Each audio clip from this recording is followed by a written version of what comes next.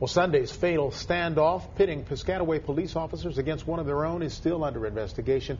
But many in the law enforcement community believe the death of Sergeant David Powell was a suicide, even if the fatal shot was fired by a fellow cop. News 12 New Jersey's John Kleekamp tells us tonight how police are learning to combat suicide by giving each other emotional backup.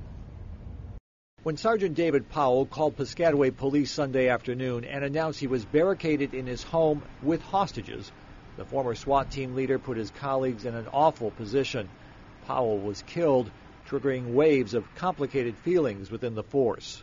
I've had the opportunity to speak to some of those officers, and they're not doing very well emotionally because of what took place with their fellow brother.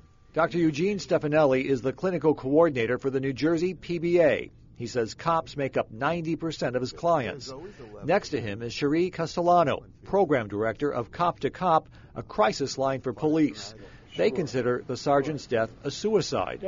Together, they paint a picture of New Jersey officers under fire, feeling overwhelmed and isolated. I think the stress, I think the substance abuse, the marital discord, and the job stress put together seems to be the key recipe for disaster. Well, after a while, there's only so much you can only fill that cup so much before it starts to spill over.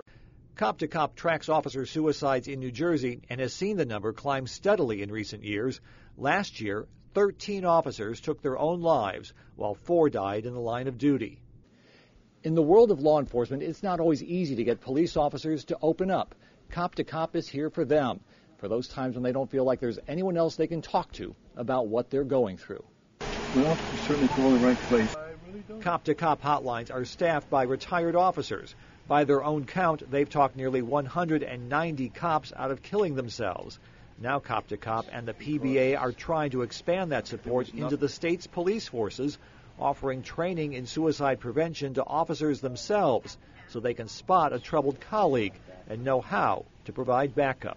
That endorsement and that breaking of the stigma allows us to get to assist more folks. So in the meantime, hold it together. In Piscataway, I'm John Kleekamp, News 12, New Jersey.